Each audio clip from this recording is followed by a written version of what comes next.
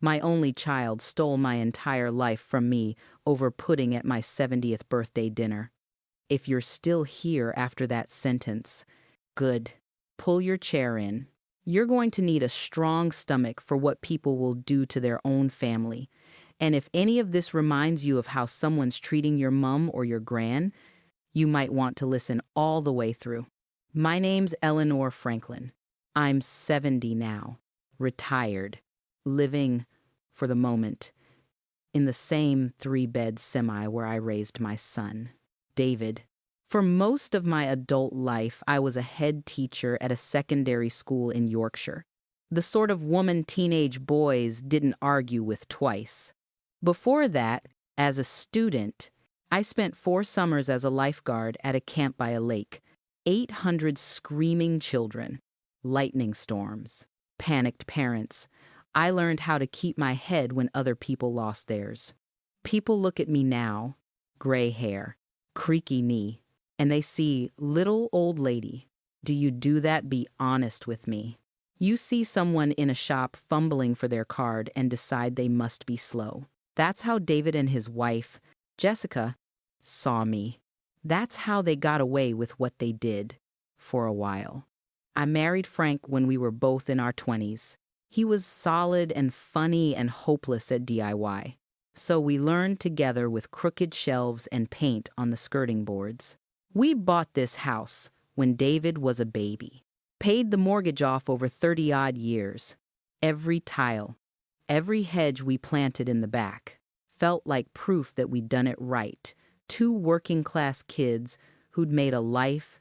For most of our marriage, I handled the numbers, bills, insurance, the boring grown-up things. I liked the order of it, the way it all added up if you respected it. Frank dealt with broken radiators and Christmas lights. I dealt with standing orders. 2 years before my 70th, Frank dropped dead in the kitchen. I came in from the garden, and he was just on the floor, the mug still warm on the counter. David was there, saying he'd found him like that. His face in pieces. The paramedics tried. Of course they did. But we all knew, really, the GP wrote heart attack on the paperwork. 50 years of tea with too much sugar, I thought. Stress, age, life. Grief is a strange fog. Have you been through it? It makes everything soft at the edges. You're walking around in your own house like you're visiting. David and Jessica started staying over more, then moved in for a bit. Just until you're back on your feet. Mum. It sounded kind, and they said all the right things. We'll help with the paperwork. You don't need to stress about gas bills. We've got you. At first, I was grateful. Jessica cooked nice meals, too fancy for me. Really, David took bin bags out without being asked and set my new smartphone up because you'll never manage banking apps on your own. Mum. Not now. There were flowers in the kitchen, candles in the lounge, soft music instead of the radio. It felt like being handled. Little things started to go missing. The first time I noticed, it was a charity appeal letter from the post. I'd put it on the side with a note to myself. 10 quid to the hospice. As usual. The next day it was gone. Then my old address book. Oh, Mum, you don't need that. Jessica laughed, tapping my phone. All your contacts are synced now. Don't clutter your head. I remember snapping, just a bit. My head is fine. Jessica. She did this wounded look. Big eyes. Hand on my arm. We know. It's just, you've got a lot on. With Frank and everything. We don't want you getting overwhelmed. That we, David standing behind her, not meeting my eye. If you've ever had someone talk over you in a doctor's appointment, the feeling like you're quietly being erased from your own life. You can tell me if you felt that. I read the comments. The first time I forgot something properly, it scared me. I was halfway down to the shops when I realized I had no idea why I'd left the house. Not what did I come into this room for. We all do that, but real blank panic. When I got back, Jessica did that soft voice again. We've been worried about your memory. Elle, you keep misplacing things. Calling David Frank. You nearly double paid the gas last month. Remember? I didn't remember nearly paying the gas twice. I didn't remember calling my own son by his father's name. But the look David gave me, patient, pitying, made me doubt myself. They took me to the GP. Jessica answered most of the questions. She gets muddled in the evenings. She keeps losing things. She called the bank 3 times about the same standing order. The doctor, harried and kind, said it sounded like a touch of cognitive decline. Nothing dramatic, very common at your age. Some bloods, some scans, maybe a referral if things didn't improve. In the meantime, it wouldn't hurt to have a bit more support with finances, just in case. By the time we got home, David was already logged into my online banking so he could keep an eye. For my own good, of course. The thing is, I was tired. I wasn't sleeping. And every evening my head felt stuffed with cotton wool. I'd pour a glass of wine, take whatever tablets Jessica handed me for your nerves, and drift off in front of the telly. Days blurred. I blamed grief. I blamed age. I did not, at that point, blame my own child. My 70th was supposed to be a bright spot. David and Jessica had bought a little holiday place by Lake Morrison, an investment, he called it, and insisted on hosting. We'll pamper you. Mum, no washing up, no stress. Jessica fussed over my outfit, choosing a soft blue dress because it brings out your eyes and doing my hair like I was going to a photo shoot. I remember feeling ridiculous and flattered in equal measure, standing in their immaculate open-plan kitchen with fairy lights wound around the beams.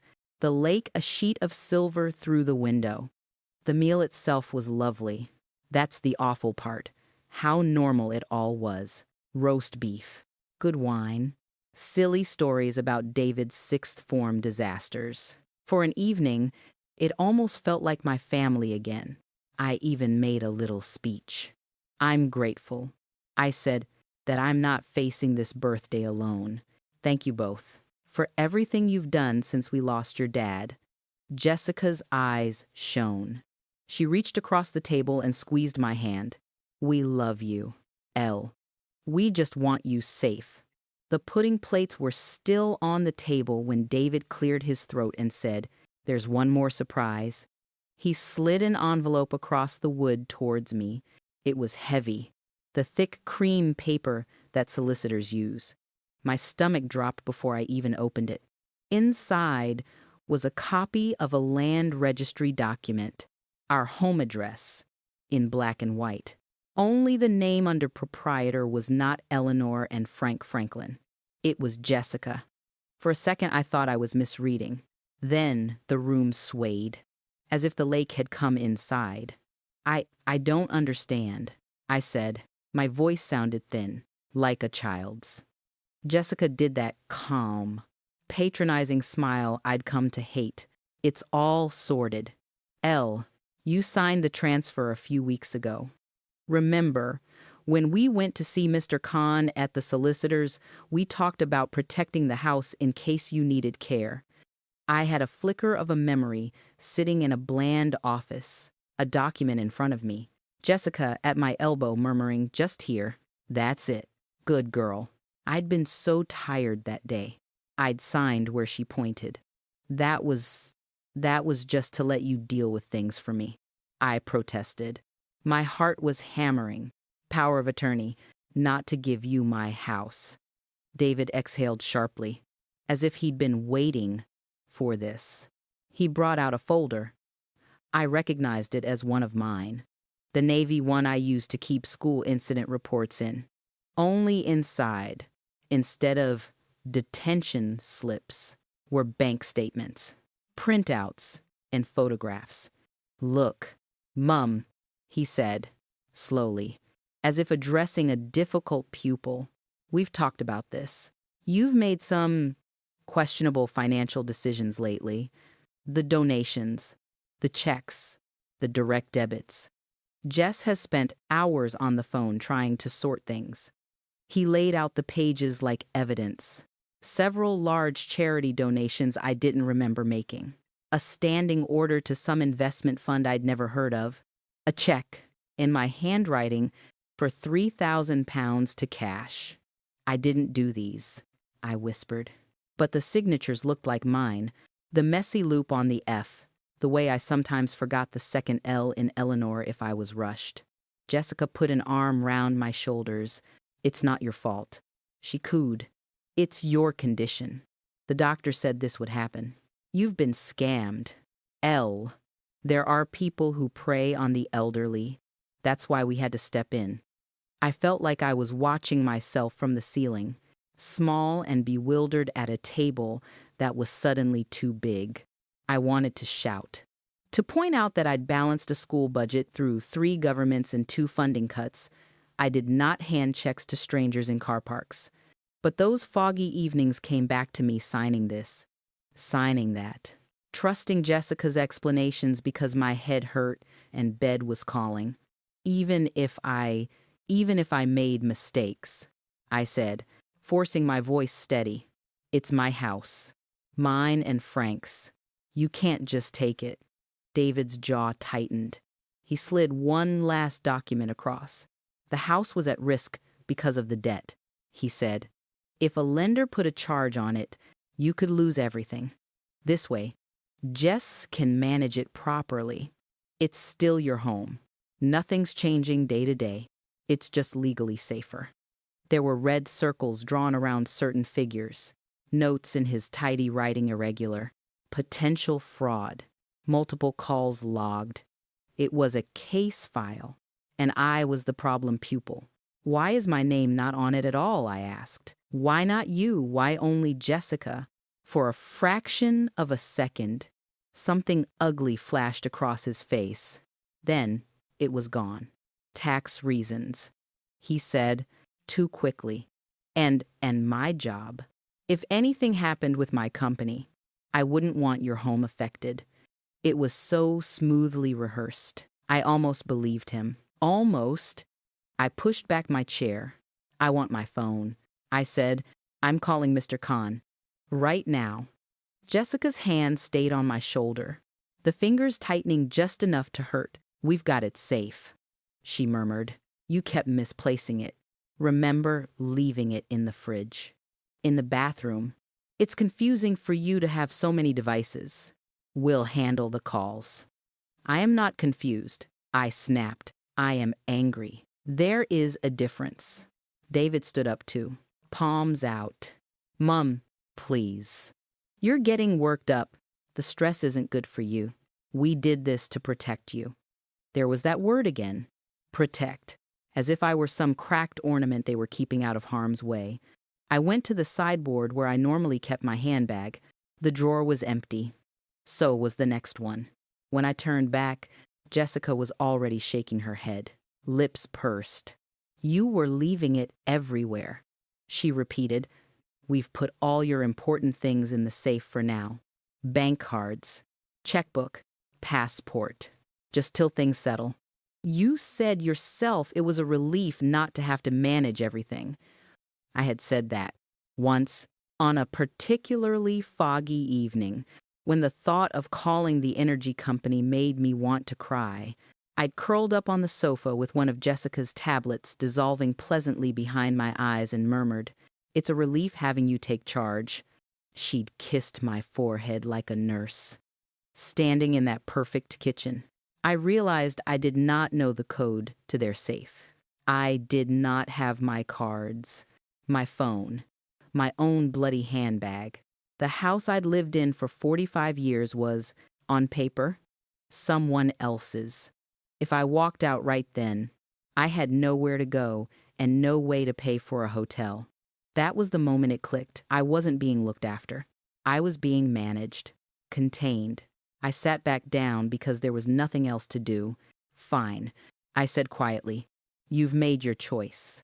But don't call it protection. Call it what it is. Jessica's smile faltered. What's that? Elle. A cage, I said. You've put me in a very pretty cage. For the first time that evening, she dropped the act. Just for a heartbeat. I saw calculation there, and irritation that I'd named it so neatly. Then she laughed it off, clinking her glass against mine. Don't be dramatic, she said. You'll feel better when you've had a little rest. We'll sort everything. You just focus on being, comfortable. Later, when they'd washed up and fussed over my pills again, Jessica perched on the arm of my chair. You know what I think she said, too brightly. I think we all need some fresh air, a change of scene. What about a little boat ride on the lake? Elle, just the three of us. We thought a nice boat ride would cheer you up. I smiled, because what else could I do but inside?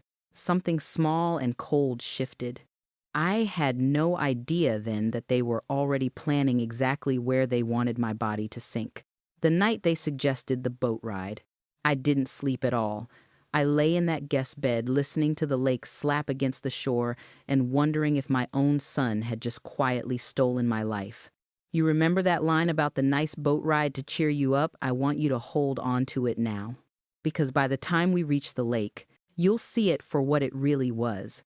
In the morning, everything looked harmless. That's the worst of it. Sunlight on the water, birds shrieking in the trees, Jessica humming in the kitchen like any normal daughter-in-law. She brought me a mug of tea with 2 little white tablets next to it on a saucer. For the anxiety, she said. You were tossing and turning all night. This will take the edge off so you can enjoy yourself. I looked at the pills. I remember thinking, asterisk, I don't remember the GP prescribing these. Asterisk. Then, immediately doubting myself. Had he, was it, at that rushed appointment there'd been so many forms? So much talk of your condition. Support. Monitoring? Go on. Elle, she coaxed. Trust me. That line should have set off sirens. Instead, I did what tired, grieving women are trained to do. I didn't make a fuss. I swallowed the tablets, washed them down with sweet tea, and told myself I was being ungrateful. You ever had that little voice that says you're overreacting? When everything in your gut is screaming the opposite. If you have, don't brush it off in future. I mean it. By the time we drove down to the marina, my head felt wrapped in cotton wool. Not drunk. Exactly. Just slow. The colors too bright. The noise of the gulls too loud. The edge taken off my thoughts. If you want to control someone, dulling their mind is much more efficient than locking any door. David's pride and joy was moored on the outer pontoon, a 30-foot cabin cruiser. White hull, polished metal railings catching the light. Our little escape, he called it, helping me along the gangway as if I couldn't manage 2 steps without breaking. Mind your footing, Mum, he said. We don't want you going over before we've even set off. Jessica laughed. Too high. Stop it. You'll scare her. They both watched my face when she said that. I remember clocking it, even through the fog. A test. Like we used to do with pupils. Push a little. See how they react? Below deck, the cabin smelled of air freshener and engine oil. There was a life jacket laid neatly on the bench seat. Bright orange. Straps coiled. Another small oddity. Only one. I touched it. Where are yours? In the locker, David said. A fraction too quick. We'll sort them out if we need them. This one's for you. Just in case. Extra safe. Special, Jessica added, almost purring. I let it go. One of a dozen things that didn't quite add up. In isolation. Each one's nothing. Together. They're a pattern. But you only see patterns properly afterwards, when you're still alive to join the dots.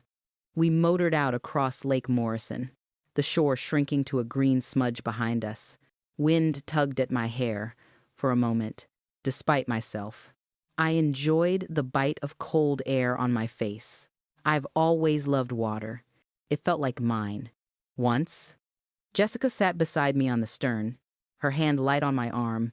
"See," she said over the engine. "Isn't this better than stewing in that house?" "That house," I replied, "is my home."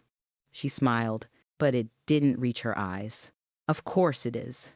When we were far enough out that the other boats were pinpricks, David cut the engine. The sudden silence pressed against my eardrums. Just water slapping the hull, the distant growl of someone else's motor far off. I looked around. No one close enough to hear if I screamed. No one to wave at if I went overboard. Just smooth gray water and a strip of sky. "All right," I said slowly. "Why are we really here?" David leaned against the rail, crossing his arms. In that moment, he looked like a stranger, not the boy whose grazed knees I'd patched up, but a man weighing up a business decision. "We wanted some privacy," he said, "to talk about the future." Jessica reached into her tote and pulled out a glossy brochure. She laid it in my lap. A handsome brick building, wide green lawns, elderly people smiling in a way no one ever actually smiles unless a photographer tells them to. "Sunset Manor," she said. "They do lovely activities, proper on-site nursing, physio, even a hair salon. We've been on the waiting list for ages, and a room's just come up." I didn't touch the brochure. "For who?" I asked, though we all knew. "For you," David said. "It's time. Mum, you need more support than we can give you at home. You've seen how muddled you get." The GP said a setting like this would be ideal. "No, he didn't." I snapped. "He said weed times monitor asterisk. He never said I needed to be put away." Jessica's mouth tightened. "It's not put away. Elle, don't be melodramatic. It's independent living with care. You'll have your own room. New friends. We'll visit all the time." When I asked, "Between your weekends here and your little trips to London," she flushed, hit a nerve there. David stepped in, voice firm. "This isn't up for debate. We've signed the forms. You move in next week." I stared at them both. The water, the sky, the empty horizon. My brain, still fogged from those tablets, fought to catch up. "And the house?" I asked, very quietly. "We've talked about this," he said. "Once you're settled, we'll put it on the market. The upkeep is too much for you. The money can go towards your fees. I told you, I can pay my own costs." He cut me off. "You, times, can't asterisk. Mum, you've run through thousands in dodgy donations and nonsense investments already. We're just trying to clean up your mess." There it was again, the narrative. Polished and rehearsed. I was the silly old woman they were gallantly rescuing from herself. "What happens if I say no?" I asked. Jessica glanced at David, then back at me. "You don't have power of attorney anymore." "Remember, we do. Legally. It's our decision now." I felt sick. Whether that was the pills or the words, I couldn't tell. My own signature, weaponized. "And Frank's life insurance," I said, because suddenly that came to me, sharp as broken glass. Who gets that? The tiniest pause, barely a heartbeat. "It'll be simpler if everything funnels through David," Jessica said. "One point of contact. That way, if something happens to you, there's no complications." "If," I repeated, "if something happens to me," their eyes met over my head. They didn't bother to hide it. You know that cold slide in your stomach when the penny finally drops? I felt that, standing on my son's spotless boat, holding the brochure for the care home where they planned to park me until I died, or until I became too inconvenient.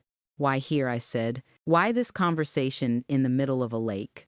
David's face changed then. The softness drained out of it. What was left was professional, detached. Because of the design flaw, he said. He walked over to the gunwale, tapped the hull with his shoe. These models, there was a recall, weakness in the plating below the waterline. If the wrong spot goes, they can take on water frighteningly fast. Tragic, really. Jessica's smile turned thin. Of course, ours is immaculate. Asterisk. Except asterisk. We might have done a bit of DIY. She reached under the bench and brought out a cordless drill. The bit was wet. My stomach turned as I saw the smear of fresh sealant around a line of neat holes in the inner wall near the floor, hidden behind a loose panel. A dark bead of water welled at one and slid down to pool on the carpet. Oops, she said lightly. Must have weakened something. I stared at the water. You're joking. Think it through. Mom, David said, almost kindly. Confused elderly woman with a history of odd financial behavior. Family take her out for a day on the lake, trying to cheer her up. Freak accident. Boat starts taking on water. In the panic, she wanders below deck. Can't get her life jacket on properly. We just managed to get the emergency raft deployed and radio for help. But by the time anyone reaches us, he spread his hands. Nobody. Ideally, Jessica added, lakes deep in places. But even if they find you, water in the lungs, frailty, bit of sedative in your system from your anxiety meds, it'll look like what everyone already expects, a sad little accident. I felt the world tilt. The pills. The missing phone. The house transfer. The brochure. The design flaw. It slotted together with hideous clarity. My own son, I whispered, you're going to kill me for a house and an insurance payout. David flinched, just slightly. Don't be so sentimental. It's not just about money. It's about planning, responsibility. You can't cope anymore. This is cleaning up loose ends. Loose ends, I repeated, my voice shaking. Is that what your father was? Neither of them answered. Something in me snapped back into place then. Not the mother, not the confused widow, the head teacher, the woman who'd stared down gangs of sixth formers and never once raised her voice. I straightened. I hope you've done your homework, I said, because you've missed something. Jessica's eyes narrowed, such as, Mrs. Patterson, I said, next door. She knows about the bruises from where you guided me a bit too hard. She's seen you taking my post. She has copies of my bank statements, the ones showing the donations I supposedly made. And I told her if anything ever happened to me, she was to go straight to the police. I hadn't, of course. Not like that. But I'd dropped enough remarks over tea that Helen Patterson would know something was wrong if I vanished. Jessica's fingers tightened on the drill. You're bluffing. I held her gaze. Am I? You think I was a fool for 40 years, managing a school and a household, and never thought to protect myself. She's got a key. She's got my ring with the inscription Frank had done. She knows what it means. If I disappear, she'll make a noise. David looked rattled. Just a flicker. His mouth tightening, the muscle jumping in his jaw. She's a nosy old bat. That's all, he said. And even if she did go to the police, what then? Accidents happen every day. You really think some overworked sergeant is going to launch a murder inquiry because your friend doesn't like your daughter-in-law? Depends what else they find. Doesn't it? I said. Depends how clever you've really been. For a moment, the air between us crackled. I could see him weighing options, recalculating. Then he sighed. It's a shame it came to this, he said. Really? But we're past the point of tweaking the plan. We stick to it. He nodded at Jessica. Get the raft. She stowed the drill, opened a hatch, and hauled out a compact orange bundle. An emergency dinghy, self-inflating, with room for exactly 2 adults if they didn't mind getting cozy. No room for me. Then I said. Jessica smiled, all teeth. You've got your special jacket. She lifted it from the seat and held it out. Up close, I could see one of the straps had been partially sliced through, fibers frayed. The gas cylinder looked tampered with. I'm not putting that on, I said. David stepped in close, his hand gripping my upper arm with bruising force. You are, he murmured, because when they find you, we want them to think we tried times to help. They manhandled the jacket onto me, yanking the straps tight. I could smell Jessica's perfume, sharp and floral. Her lips brushed my ear as she leaned in. See you in the next life, she whispered. The raft burst into shape with a violent hiss when David pulled the cord. They moved quickly then, practiced. Almost grabbed a dry bag, a radio, their own pristine life jackets. No hesitation. No looking back to shore. Last chance. I said, breathless, walk this back. Take me home. We talk to a solicitor. We sort the mess like adults. You don't have to do this. David paused with one foot in the raft. For a heartbeat. I saw my boy, the child who used to crawl into our bed after nightmares.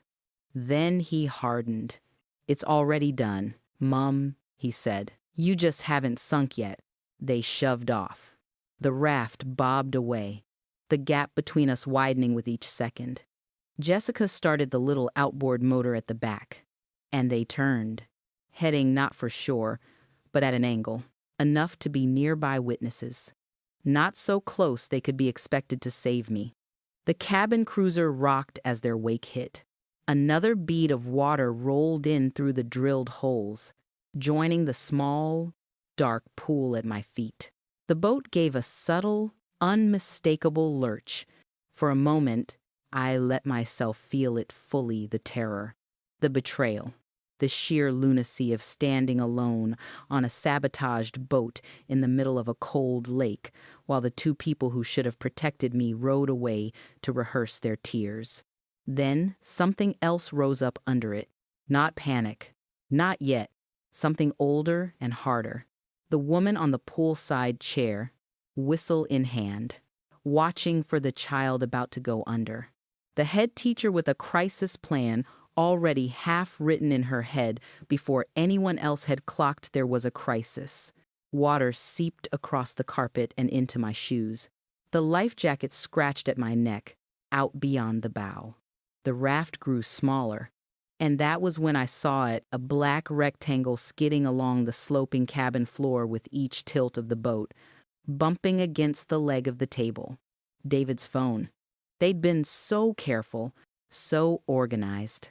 But in their hurry to abandon me, my clever boy had dropped the one thing they couldn't afford to leave behind. They thought they'd left me to drown quietly. They had no idea they'd just handed me a weapon. That black rectangle sliding across the wet floor might as well have been a loaded gun. You remember how they drifted away in their little raft, leaving me on a sinking boat like some inconvenient parcel the lake could sign for. This is the moment I decided I wasn't going to die the way they'd planned. I dropped to my knees, the life jacket chafing my neck, and grabbed David's phone before the next lurch of the hull sent it skidding into the rising pool of water. My fingers were shaking, but not from the cold. 4 digits. I knew, before I even pressed them. He's always been lazy with passwords, birthdays, football shirt numbers, his old school locker combination. I tried his date of birth. The screen unlocked with a cheerful little click. Idiot, I muttered. You clever, murderous idiot. Have you ever had that flash where the person you thought you knew just shifts? Same face, completely different creature. That was me, kneeling in ankle-deep water, staring at the home screen of the son who'd just tried to drown me.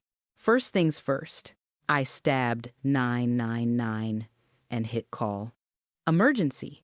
Which service? The calm voice on the other end did something to me, anchored me. I sounded old and breathless and furious all at once as I said, Coast Guard and the police. My son and his wife have sabotaged my boat and left me to die on Lake Morrison. There was a pause, then a different voice, clipped and brisk. This is HM Coast Guard. Can you give me your location? Madam. I glanced out through the cabin hatch. Water, sky, the faint smear of shore. No landmarks worth a damn. I don't know exact coordinates. I said, we left from Lake Morrison Marina. 30-foot white cabin cruiser, name Silver Lining. We motored for maybe half an hour out. My son and his wife have just left in an orange emergency raft with a small outboard. Is the vessel taking on water? Yes. They've drilled holes in the hull from inside. There's a design flaw they've exploited. I caught myself before I swore. I have limited time. I am wearing a sabotaged life jacket. I can swim. I used to be a lifeguard. Send whoever you like. But you need to know this is attempted murder, not an accident. The operator's voice stayed steady. All right, Mrs. Franklin. Eleanor Franklin. I enunciated every syllable. I need you to log those words, attempted murder by David Franklin and Jessica Franklin. They will be at the marina, pretending to be distraught. Do you understand me? Another pause. I imagined someone typing furiously. Understood. Mrs. Franklin. We're scrambling a helicopter and contacting the local lifeboat. Can you stay on the line? No, I said. I need my hands free, and I need this phone to be found later. Ma'am, just make sure someone gets to Mrs. Helen Patterson, 12 Glenview Crescent, as soon as possible. She'll corroborate what I'm saying. Tell her Eleanor said to ring the police and say it wasn't an accident. If the poor woman on the other end thought I'd lost my mind, she hit it well. All right, we have your name, vessel name, and launch point. Help is on the way. I hung up. One more call. Helen, I said when she answered, breathless and bewildered. It's me. I've not got long. David and Jessica have tried to kill me.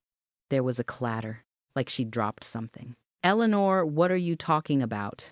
They've sabotaged the boat. I'm taking on water. Listen carefully. When the police come, and they will, you tell them about my house, the deed, the missing post, the bruises. You tell them I said attempted murder, and you make a nuisance of yourself until somebody writes it down. You understand. Eleanor, where are you? On the lake, for the moment. I swallowed a hysterical laugh. If they tell you I've died in a tragic accident, you refuse to believe it. There'll be evidence. Force them to look. Of course I'll... The boat lurched viciously. Water sloshed up to my shins. I have to go. Love, I said. If I don't see you again, thank you. For believing me before I even said it. I ended the call before she could reply. It was cruel, but kinder than letting her hear me drown. Now the phone itself, I couldn't keep it on me. Even if the water didn't kill it, I'd need my arms free to swim. But it was too valuable to toss. Even without an actual recording, a switched-on detective could do a lot with location logs. Call history. Search terms. There was a shallow cupboard above the cabin seating, the kind you'd keep mugs in. I yanked it open, shoved a stack of plastic plates aside, and tucked the phone right at the back, screen down, closing the door until it clicked, above the waterline. For now. Then I looked down at the life jacket they'd been so insistent I wear, the slashed strap, the tampered canister. Not today, I said to it, and to them, and to the version of myself who was supposed to go quietly. I fought with the buckles, my fingers clumsy with cold and adrenaline, until I wriggled out of the thing and let it fall to the floor. It bobbed uselessly in the spreading pool. On the opposite bench was a square foam seat cushion in a cheap blue cover. I grabbed it, ripped the zip open, and yanked the foam out. Not perfect, but it would float. Lifeguard Eleanor took over then. She's buried deep most days, under arthritis and grief, and have you taken your tablets? Mum, but she's still there. Rule 1, ditch anything that will drag you down. I kicked off my shoes, peeled my cardigan away, left it to soak. My dress would be bad enough, but there was no time for modesty or fiddling. Rule 2, don't waste movements. The longer I stayed aboard, the lower the boat rode. I scrambled up the steps to the deck. The wind slapped my wet clothes against my skin. Out across the water. The little orange raft was a dot now, a faint buzzing trail leading away. No one looking back. Of course not. Cowards, I shouted. Anyway, for my own satisfaction. The wind took it. I sat on the rail, clutching the foam to my chest, and took one clean breath. This is going to hurt, I told myself, and then it will be over, one way or another. And I jumped. The water was knife cold. It punched the air out of me, shoved up my nose, clawed at my chest. For a second, instinct screamed, times, panic, asterisk. I let the cushion bob to the surface. Kicked hard, forced my body to remember the 1,000 times I'd done this before. Kick, pull, breathe. Kick, pull, breathe.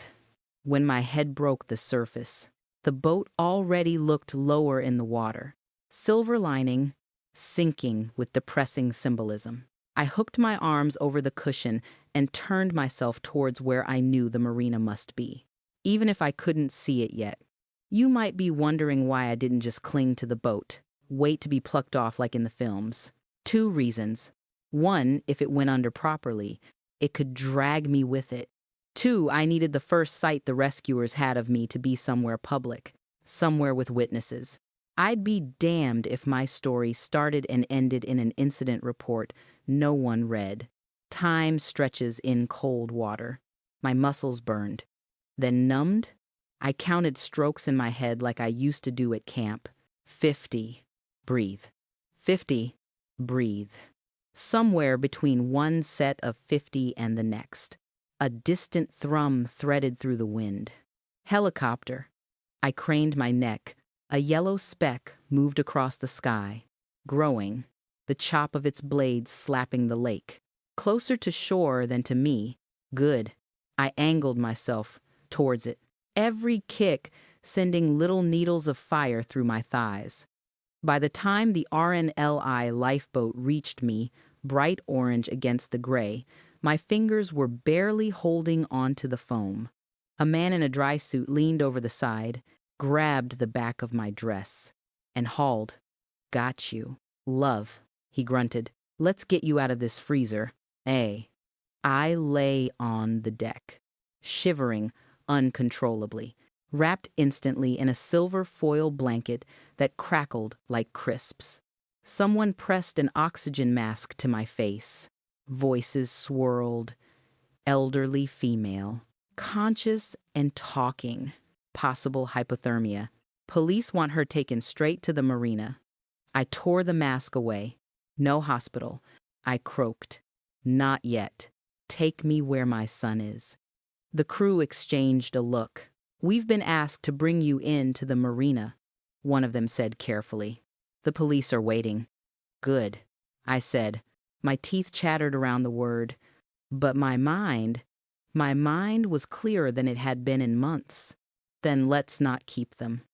When the lifeboat nosed into Lake Morrison Marina, the scene on the pontoon could have come straight from a soap. Blue lights, 2 marked police cars, a small knot of onlookers in waterproofs, phones out, hungry for drama. And in the middle of it all, wrapped in a navy jacket that I recognized as my own from the hall at home, Jessica, sobbing beautifully into a constable's shoulder. David stood beside her, face pale and drawn, talking earnestly to a tall man in a dark overcoat. Detective Chief Inspector Bradley, as I learned later. We did everything we could, he was saying, as the lifeboat crew threw ropes and tied us up. One moment she was on deck, The next she was just gone. We radioed for help instantly. We think she must have fallen, hit her head. Sir, the constable he was talking to touched his arm, staring past him. You might want to see this. I imagine it looked quite something, an elderly female casualty rising up out of the orange boat. Swaddled in foil, hair scraped back, eyes blazing. A dead woman in all but paperwork, walking towards her own wake. Jessica went slack in the officer's arms. For a second, I thought she might actually faint. David just froze. I walked straight up to DCI Bradley, ignoring my son completely. The blanket trailed behind me like a ridiculous cape. My name is Eleanor Franklin, I said, loud enough for every gawping neighbor to hear. My son and his wife have just attempted to murder me on that lake. You could have heard a pin drop somewhere. A gull screamed, offended. Bradley blinked. To his credit, he didn't pat my hand or tell me I was confused. All right, Mrs. Franklin, he said. Let's take this somewhere a bit quieter, and you can tell me what happened. No, I said. I'm going to tell you what happened. Time's here, time's first. So my son doesn't get to write the first draft. I turned to the crowd. Helen was there. I realized. Hair under a knitted hat, face white. She'd got to them before I did. Then, good. This morning, I said, David and Jessica took me out on their boat. They told me I'd be going into a care home next week whether I liked it or not. They talked about selling my house, collecting my husband's life insurance, managing my affairs. Then, they turned off the engine, showed me the holes they drilled in the hull, and explained how sad it would be when the police told everyone I'd had a tragic accident. Jessica made a strangled noise. She's delusional. She gasped. She's been getting worse for months. Inspector, you know that we told the GP. Shut up, I said, very calmly. You've done enough talking. I met Bradley's eyes. There's a phone in the cabin of that boat. In the cupboard above the seating, it belongs to my son. You will find call logs to 999 and to my neighbor, made after he left me to sink.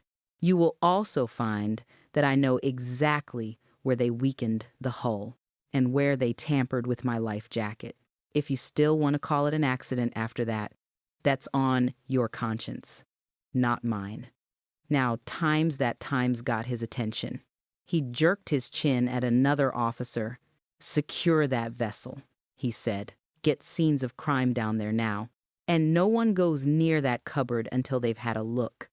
Jessica's crying changed key, thin and panicky. You can't just accuse us like this, she snapped. She's confused. She forgets things. That's why we've been helping her. She probably drilled those holes herself. Even David winced at that. Funny, I said, how my confusion only ever seems to benefit you. I could feel the old authority settling over me like a coat. The foil blanket, the damp hair, the shivering, none of it mattered. I was back in my office with 2 lying pupils, and this time the stakes were higher than suspension. Bradley cleared his throat. Mr. and Mrs. Franklin, I'm going to ask you both to accompany my officers to the station for a formal interview under caution. You're arresting us, David's voice cracked on the last word. We are, asterisk, inviting Times you to come and help us with our inquiries, Bradley said, with the sort of mildness that means, don't push it. At this stage, he looked back at me, and you, Mrs. Franklin, will come too. We'll get you checked by paramedics first. Then I'll want a full statement. I nodded, gladly. Later, wrapped in a dry blanket instead of foil, a mug of sweet tea in my hands at the station. I watched as officers laid out photographs on the table in front of me. Close-ups of the hull, metal peeled back in neat, deliberate circles, the slashed strap of the life jacket, the drill they'd taken from David's garage, its bit still flecked with the same composite material as the boat. Everything you described is consistent with deliberate sabotage, Bradley said quietly. Forensic are very interested. And your neighbor, Mrs. Patterson, has been extremely helpful. I let out a breath I hadn't realized I was holding. Good. He hesitated, then slid one more photograph across. A different scene entirely, a mangled car at the side of a road, flowers tied to the railing. While we were looking into Mr. Franklin's background, he said, something else came up. His first wife, Sarah, died in a car accident about 10 years ago. Large life insurance payout. There were questions at the time, but nothing stuck. I stared at the photo. My son's first wife, the girl who'd sat at my kitchen table flicking through wedding magazines, reduced to twisted metal and a line on an old file. And Jessica, I asked, my voice like paper, does she have a past like that too? Bradley's eyes met mine. Her previous husband drowned in a boating incident on holiday, also insured. Different force dealt with it. But we're joining some dots. I felt the room tilt again, but in a different way this time.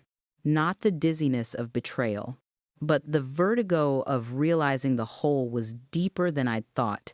This wasn't about one house and one policy. Was it? I said. They've been doing this a long time. Bradley didn't answer. He didn't need to. I looked down at the photos. The drilled hull, the cut strap, the wrecked car, the smiling wedding shot stapled to the corner of the file. They thought I was the last loose end. I murmured. Turns out I'm just the first one who lived to tell the story. I glanced up at you, wherever you are, listening to this. And what I chose to do with that second chance, that's where the real trouble began. The first time I saw Jessica in a paper suit and handcuffs, she wasn't crying anymore. You've heard the bit where I walked into my own wake at the marina. This is what happened when my little family tragedy grew teeth and turned into something much bigger. A week after the lake, I was back at the station. Neutral interview room, tepid tea. DCI Bradley came in with another woman. Tall. Sharp suit, hair scraped back, eyes that missed nothing. Mrs. Franklin. He said, this is Senior Crown Prosecutor Patricia Wells from the CPS. She's taking over the case. Patricia smiled. Hello, Mrs. Franklin. I'm not sure if you remember me. I'm afraid I made your life difficult when I was 15. It took me a second. Then I saw it. The girl behind the woman. Mouthy year 11, always arguing points of fairness in detentions. You're Patricia O'Connor. I breathed. You tried to organize a walkout over the canteen prices. She laughed. Guilty. You told me if I liked arguing that much, I should become a barrister. So I did the next best thing. Her face sobered. I'm very sorry it's under these circumstances, but I'm glad you're still here to tell the story. There is a particular sort of comfort in being recognized as yourself, not as the elderly victim, if you know what I mean. You know, she spread photographs and reports across the table.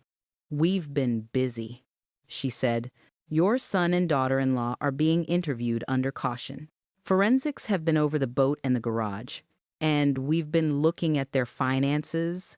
Bradley tapped a sheet. Multiple life insurance policies paid out after accidents involving close family members. He said, Sarah Franklin's car crash. Jessica's previous husband, Robert, drowned on holiday in what looks remarkably like a staged boating incident. Both times, Patricia added, payouts in the hundreds of thousands. Both times, the surviving spouse comes out of it financially very comfortable. It felt like being doused in cold water all over again. So it wasn't just me. I said, they've been practicing. That's our working theory. Bradley replied, but there's more. He handed me a lab report, thick with dense jargon. We went back over your recent GP bloods. With your permission, we accessed them through the surgery. There are traces of sedative drugs at levels that don't match what you were prescribed. Someone's been topping you up. I didn't need to ask who. Jessica with her little white tablets. David with his, go on, Mum.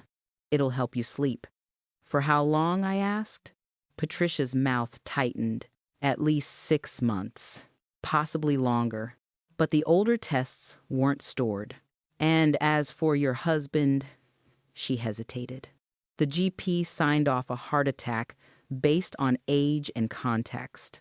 It was reasonable, but given what we know now, we've requested an exhumation. I closed my eyes. Frank, who'd never had so much as a warning about his heart, cut open in some clinical room months after we'd put him in the ground. The thought made me shake. But alongside the horror, there was something else, a furious, grim relief. Do it, I said. If he was murdered, I want it in black and white.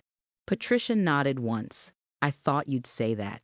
You might think, hearing all this, that I'd be curled up in a ball somewhere, begging them to make it stop. But here's the thing, once you've watched your child calmly explain how your death would be tidier, fear starts to look very different. It had already happened. The worst betrayal I could imagine. Everything after that was admin. They brought Jessica in for another interview that afternoon. I watched through the one-way glass, arms folded, as she sat down opposite Patricia and Bradley. No makeup, hair scraped back, gray hoodie instead of her usual floaty blouses. For the first time, she looked like what she was cornered. Patricia started calmly. We have the drill from your garage, Mrs. Franklin, with composite matching the hull. We have your mother-in-law's statement. We have financial records tying you to substantial life insurance payouts after multiple accidents. And we have medication records suggesting someone was drugging her for months. This is your opportunity to explain. Jessica tried for outrage at first. It's all coincidence. She's confused. You know what old people are like. Patricia let her hang herself with that for a bit. Then she slid a photograph across the table. Robert's drowning. The holiday coroner's report. You didn't get rid of your first problem quite as neatly as you thought, she said. And David... Another photograph. Sarah's smashed car. Did you bond over that? Compare notes. Silence. You could almost see the calculations running behind Jessica's eyes. Then her shoulders slumped. She started to talk. I won't repeat every word. Some things I only want to live through once. But in summary, she admitted that Robert's death hadn't been entirely accidental. They'd argued about money on a clifftop path. He'd slipped. She'd watched him go over and realized how easy it was to let the world do your killing for you. Later, she met David, whose first wife had already obligingly failed to break in time on a bend he knew was notoriously bad. He'd made sure she was overtired, overworked, had had just enough wine the night before. The insurance paid out nicely. They found each other online, she said, not by chance, through a forum. It's called the Family Planning Group, she muttered. Eyes on the table. Stupid joke.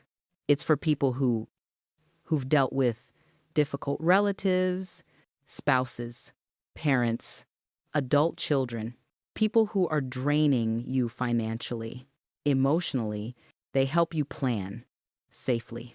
So it looks natural. Patricia's pen stilled. They help you plan times murders, asterisk, she said, not bothering with the euphemism. Jessica flinched. They help you escape. And who runs this group?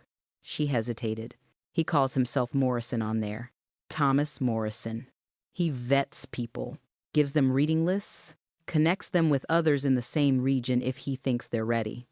12 chapters, she added, quietly. London. Midlands. Northeast.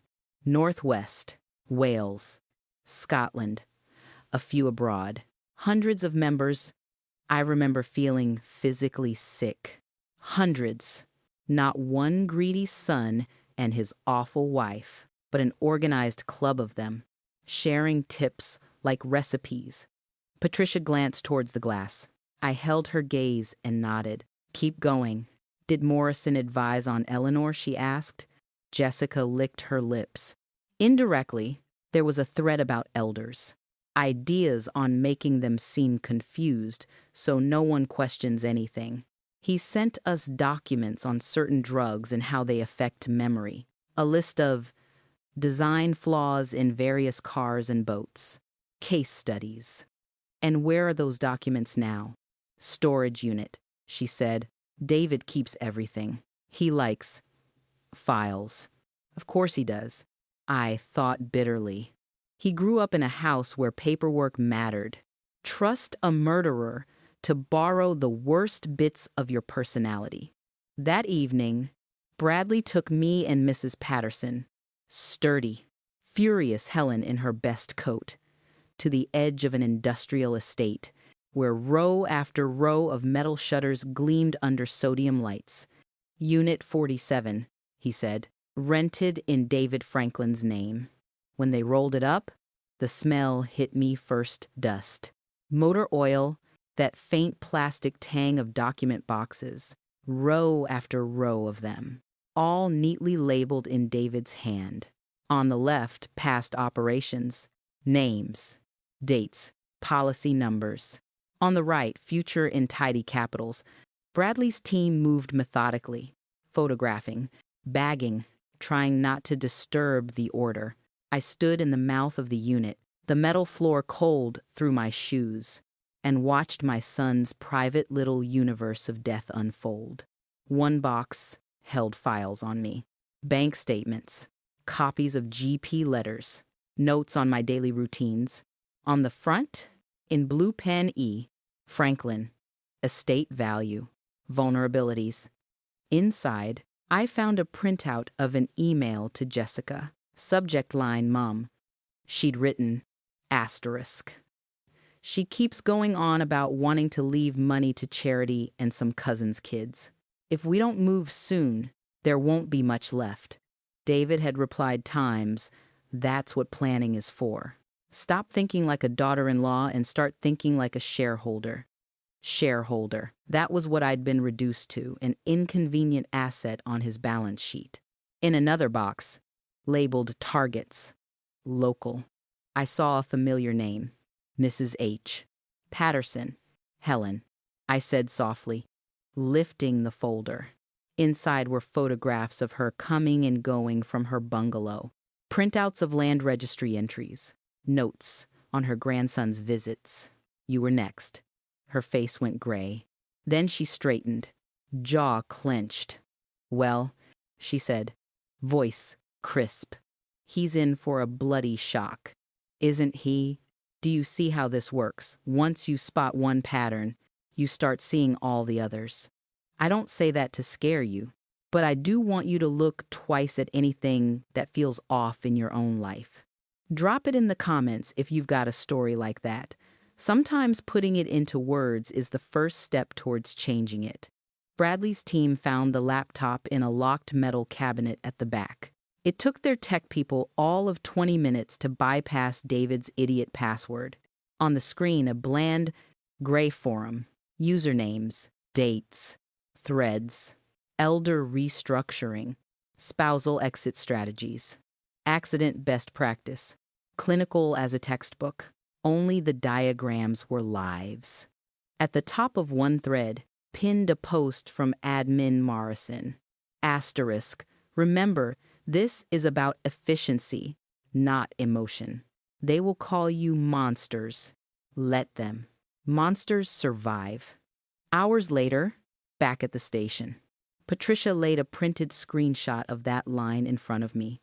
You were right, she said quietly. This isn't just about your family. It's an organized conspiracy to commit murder and fraud. We've brought in the National Crime Agency, cybercrime, financial crime, the lot. There'll be arrests all over the country before this is done.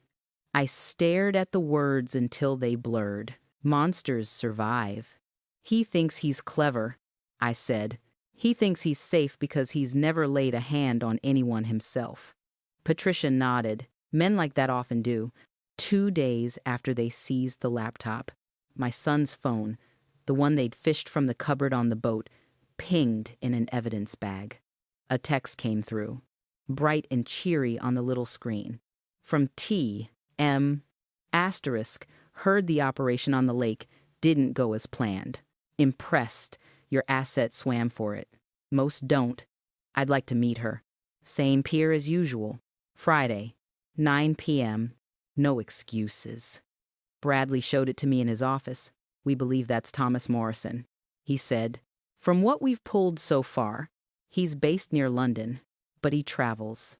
Uses different numbers routed through various apps, but the pattern matches. So he knows I'm alive. I said, yes, and he's curious. That makes him dangerous. He sat back. We can't ignore this.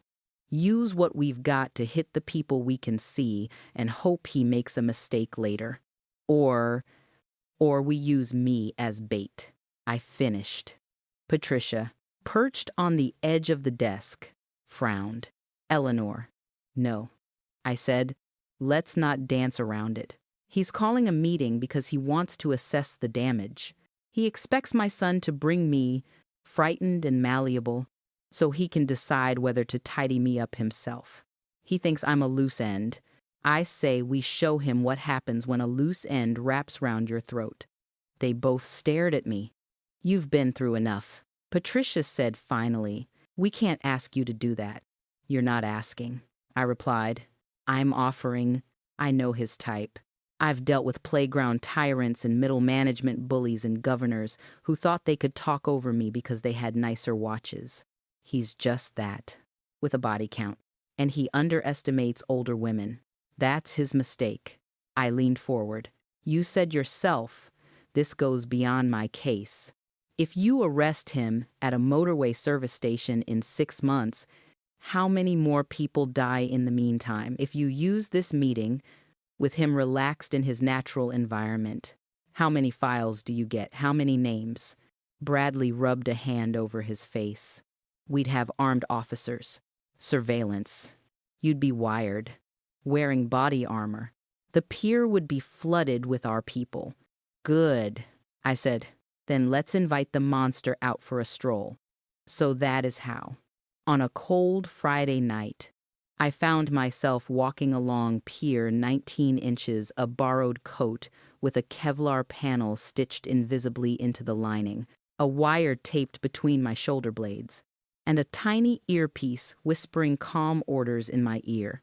London's docks were quiet at that hour. Sodium lights turned the wetboards amber. Water slapped the pilings, somewhere behind the rusted warehouse doors.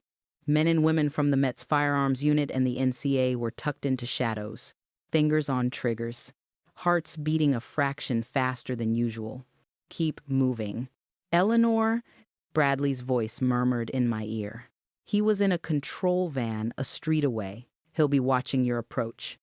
I walked to the end of the pier, where the rail stopped you tumbling into black water. My knees ached. My breath steamed in front of me.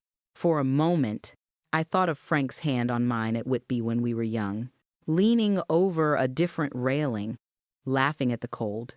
Then I straightened my shoulders. Footsteps behind me, faint but deliberate. I didn't turn straight away. Let him come to me. Mrs. Franklin, a mild male voice said, You're taller than I expected. I turned then. Thomas Morrison looked like every harmless retired accountant you've ever seen at a garden center.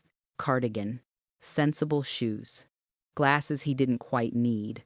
If you passed him in Tesco, you'd offer him your place in the queue. That's always been your problem. Hasn't it? I said. You think height and age tell you everything you need to know. He smiled. I think patterns tell me everything I need to know. And the pattern here is fascinating. Most of our clients collapse under far less pressure than you've endured. I'm impressed. You tried to have me killed. I said, forgive me if I don't treat that as a compliment. He shrugged. Collateral. You were never my client. Mrs. Franklin, You were an obstacle. But obstacles can become opportunities. That's why I wanted to see you. To assess whether you're containable.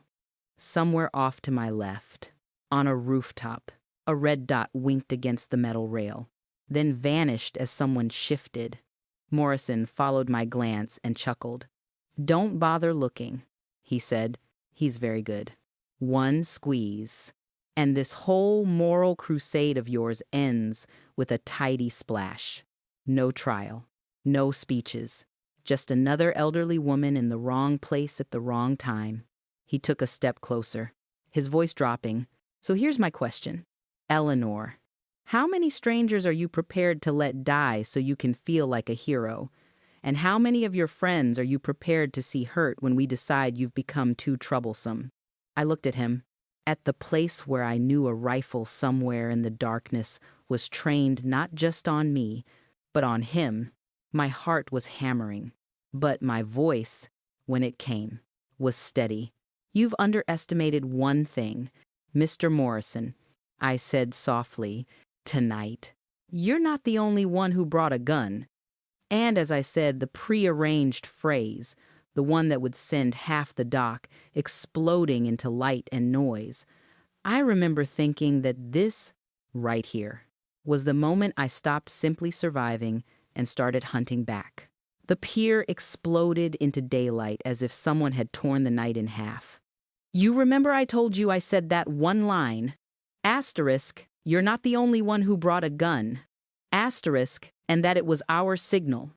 This is what it looked like when the hunters realized, too late, that they were the ones in the trap. Floodlights snapped on along the warehouses. Red dots swung away from my chest and landed on Morrison's cardigan. Shouts, armed police, boots hammering the boards. The water below us flashed white with reflected light. For a second, he just stood there, head tilted, almost amused. Then something in his eyes hardened. "Very good," he murmured. "You brought the grown-ups." He didn't get another word out. Two firearms officers hit him from the side, driving him down to the planks, knees in his back, hands wrenched behind him. Another team spun, tracking, and there was a crack from the gantry opposite as a sniper's hideout lit up. More shouts. A gun skittered across the boards and went into the water with a plop. Someone grabbed my arm. Body armor. Visor up. Mrs. Franklin. With me. Now, I let them pull me back towards the warehouse, my heart thudding against the Kevlar in my coat. I risked one look back. Morrison's cheek was pressed to the boards, glasses askew, hands cuffed. He didn't look like a mastermind. He looked like what he was, a small, petty man who'd learned how to make other people do his dirty work. As they hauled him to his feet, he caught my eye and smiled through split lips. "This changes nothing," he said quietly. "You've made yourself very popular. Eleanor." They shoved him forward before I could answer. But in my head, I filed the line away. Men like him use words as weapons. You have to catalog them properly. In the incident van, Bradley's face was gray with adrenaline. Patricia was there too, headset round her neck, eyes shining. Screens on the wall showed grainy live feeds from other sites, terraced houses, storage units, anonymous offices, all with officers pouring in. "Simultaneous warrants," Bradley said, following my gaze. "City of London Police. NCA, half the regional forces. We've hit every name we had enough evidence on. Phones, laptops, hard drives, paper records. This is just the start." Patricia tapped a keyboard, bringing up a list usernames from the forum matched to real identities. Little flags next to some "We're seeing patterns already," she said. Insurance payouts. Wills changed under suspicious circumstances. Sudden accidents. It'll take months to untangle. "But," she exhaled, "you were right to insist on this meeting. I sat down heavily on a plastic chair. My knees had gone to water now, the danger had passed. That's the thing they don't tell you. You don't shake when the gun's on you. You shake when someone takes it away. Tell that to Charlie, I murmured, before I even knew his name was part of it. If you're listening to this thinking, asterisk, I'd never have agreed to be bait. I'd have let the police just deal with it quietly, asterisk. I understand, truly. But once you've seen your own son weigh your life on a spreadsheet, staying quiet stops feeling like safety and starts feeling like complicity. The days after the pier blurred into each other interviews, case conferences, press calls, I refused to attend. They started calling it the Lake Morrison case in the media. Elderly widow survives murder plot. Exposes national death-for-profit ring. I stayed off the internet. Helen made that decision for me. Bless her. The NCA analysts worked around the clock on the forum data and the storage units. Every few hours, another email came through to Patricia's desk times. Possible homicide, Manchester, 2014. Asterisk, asterisk, suspicious fall, Surrey, 2010. Asterisk, asterisk, cluster of deaths, care home. Bristol. One evening at the station, she spread a summary sheet in front of me. Preliminary numbers, she said. They'll change. But as of now, we're looking at just over 400 deaths. We're confident we're engineered or encouraged through this network. Maybe more. Financially, we're tracking at least 60 million in fraud and insurance. I stared at the figures. 400. I repeated. That's nearly the size of the school I ran in human lives. And all those families were told it was just bad luck. Some genuinely believed that, Patricia said quietly. Some didn't. But they had no proof. You've given them proof. A few months later, I found myself sitting in a wood-paneled committee room in Westminster, microphone blinking red in front of me. MPs in suits arranged in a horseshoe. Fernsee's cameras. A packed public gallery, murmuring. This is the Joint Committee on Human Rights, the clerk announced. Inquiry into elder abuse, financial exploitation, and systemic failures. They swore me in. My right hand shook slightly as I held the paper, but my voice did not. 30 years of parents' evenings and governors' meetings were good practice for staring down politicians. Mrs. Franklin, the chair, a woman about my age, sharp bob, softer eyes, began. Firstly, on behalf of the committee, I want to say how sorry we are for what you've been through and how grateful we are that you're willing to give evidence. Could you tell us, in your own words, how this began? I told them, not every gory detail. This isn't a Netflix series. There were families of other victims in that room. But enough. The boat, the drugs, the deed to the house, the forum, the files, the way my own son described me as a vulnerability to be managed. What I want you to understand, I finished, looking each of them in the eye, is that this wasn't just one bad apple or one greedy family. It was an ecosystem. It relied on 1,000 small acts of dismissal, the GP assuming I was just getting old, the bank not questioning unusual donations, neighbors thinking, well, dementia happens, poor love. If you treat older people as background noise, you make it very easy for predators to work. If you're older yourself, or you've got someone in your life who is, please don't underestimate how powerful it is just to listen properly when something feels wrong. You don't have to turn into a detective. You just have to take us seriously. The NCA's director followed me, talking numbers and policy changes. There were headlines, times, elder abuse, scandal shakes, justice system asterisk, asterisk, murder for profit ring exposed, asterisk. Morrison's face made the papers. Grainy mugshot under words like mastermind and monster. He didn't like that, as it turned out. You'd think. Once the big man was nicked and half his disciples charged, the danger would ebb. It didn't. It changed shape. Some of the mid-level organizers, people like Marcus Webb in the Midlands, Sarah Chen in the North, were remanded in custody. Others got bail. The CPS argued against it, but judges can only work with what's in front of them. And at that point, some of the evidence was still being untangled. A few of them jumped their conditions and vanished. The first threat came as a phone call to my landline. The display showed number withheld. I'd hang up now if I were you. Helen called from the kitchen, hearing it ring. It might be the hospital, I said, stupidly. Habit. I picked up. The voice on the other end was distorted, mechanically deepened. Hello, Eleanor, it said. You've been very busy. We thought we'd return the favor. Creativity is a two-way street. After all, cold slid down my spine.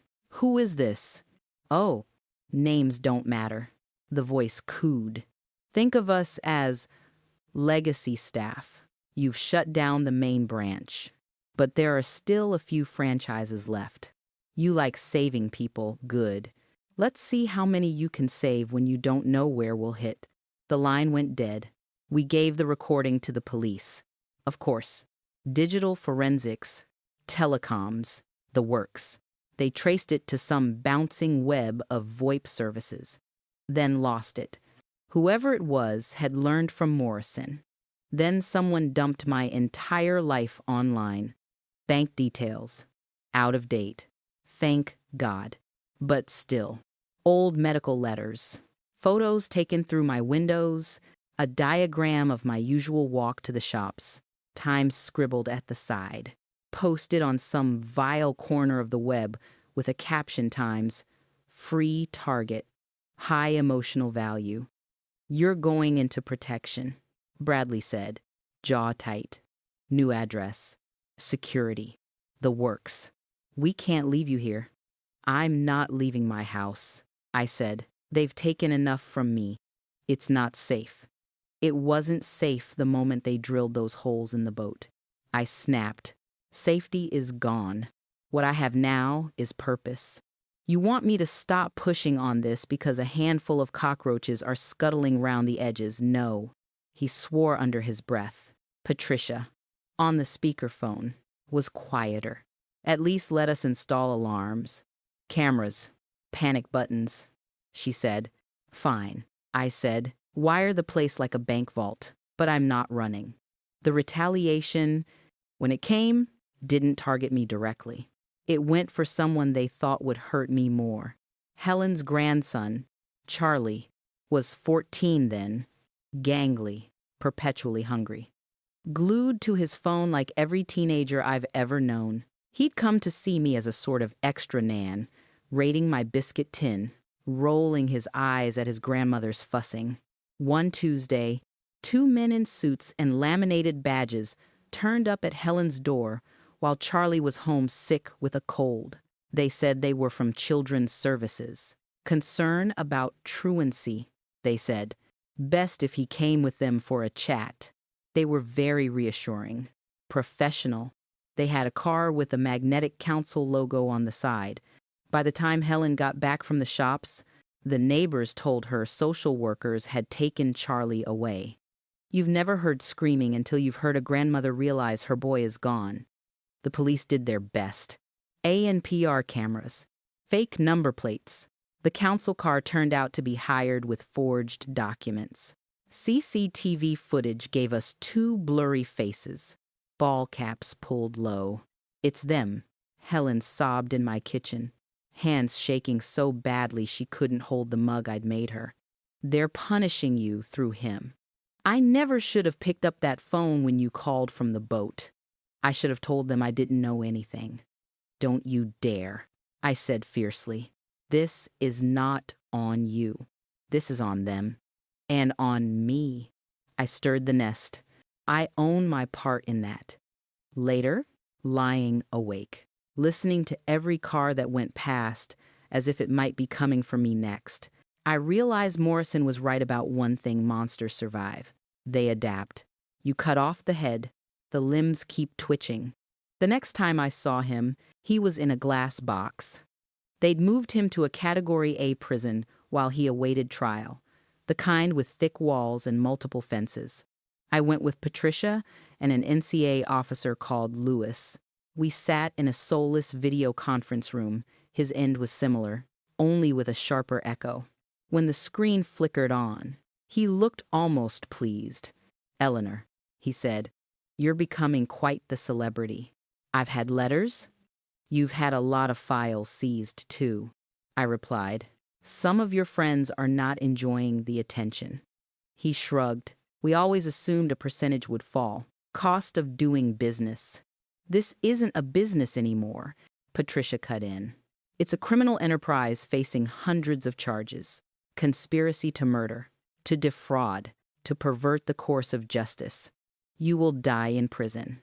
Mr. Morrison, the only question is how many of your associates come with you." He studied her with interest. "You were a good choice. Eleanor," he said. "She's got teeth." I leaned forward. "One of your franchises has taken a child." I said, "Charlie Patterson, 14. They used your methods, fake officials, plausible paperwork. We both know this isn't just about me now. You can help us get him back. Or you can sit there and watch your pretty network burn down around you, piece by piece." He yawned theatrically. "You think appealing to my conscience will work." "No," I said. "I'm appealing to your vanity." That got his attention. "Right now," I went on, "the story out there is that you're a grubby little man who ran a murder club on the internet until one elderly woman blew it up. You'll be forgotten. Eventually, a footnote in policy documents. But if you cooperate fully, you get to control the narrative a bit more. Don't you, architect of evil turned key witness, helps dismantle his own creation. They'll still hate you, but they might quote you." His eyes flicked to Patricia, then back to me. "And what's in it for me, besides a more flattering obituary?" "Your sentence is a matter for the judge," Patricia said, "but the CPS will note full, early cooperation. We can't promise anything, but you know as well as we do that it makes a difference. And if we get that boy back alive because of you, well, judges are human." Silence. He tapped his fingers on the table. "I warned you they'd come for you," he said to me. "They won't stop. Not really." "I know," I replied, "but I intend to make it very, very hard for them to succeed. Are you going to help with that or not?" He smiled slowly. "You really are wasted on retirement. Mrs. Franklin, get me a fresh cup of tea and a laptop, and I'll give you enough names to keep your friend here in court for the next 5 years. It wasn't quite that simple. Of course, nothing ever is. But over the next weeks, under heavy supervision, he talked. Safe houses, dead drops, code phrases, people we'd missed in the first sweep because they were clever enough to stay behind the scenes. One of those addresses, a farm in the Midlands, is where they found Charlie. He was shaken, furious, very hoarse from shouting, but physically unharmed. They'd kept him in a converted outbuilding, given him fast food and video games, told him it was a misunderstanding that would be resolved when Gran stopped telling stories. When Helen brought him to see me afterwards, he tried to act like it was nothing, like a weird school trip. But his hands shook when he reached for the biscuits, and for weeks he flinched if anyone in a suit knocked at the door. "It's my fault," I told him quietly once. When Helen had gone to make more tea, "They took you because I was loud." He looked at me like I'd grown a second head. "Nah," he said, "they took me because they're cowards. You were just the first person who told them no to their faces." Out of the mouths of teenagers, 6 months after the raids, I sat in the public gallery at the Old Bailey while a judge in full regalia sentenced Marcus Webb and a cluster of other regional linchpins. Life sentences. Minimum terms that meant they'd be old men and women, if they ever got out. Across the country, other Crown courts echoed the same pattern. In total, over 400 defendants were convicted on charges ranging from conspiracy to defraud to murder. Around 600 victims' deaths were reclassified. Roughly 800 people who'd been on lists like Helen's were warned, watched, protected. Not a clean win. It never is. But when I looked at Charlie fidgeting next to me on that wooden bench, I thought, asterisk, it was worth it for you alone, asterisk. Somewhere in the middle of all this, a doctor finally gave me my mind back. Dr. Sarah Mitchell was a neurologist at the local NHS hospital, brisk, kind eyes, swamped by workload. She'd seen me early on, when the police wanted to be sure they weren't basing everything on the fantasies of a confused pensioner. Now, she called me in with a printout in her hand. "Eleanor," she said, "we've gone over all your scans and tests, old and new." I wanted to be absolutely sure before I said this. Whatever cognitive issues you had were entirely due to the drugs those two were slipping you.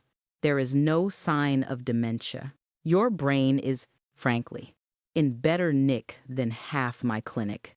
I laughed, then cried, then laughed again, all in the space of 30 seconds. "So, I'm not going," I managed.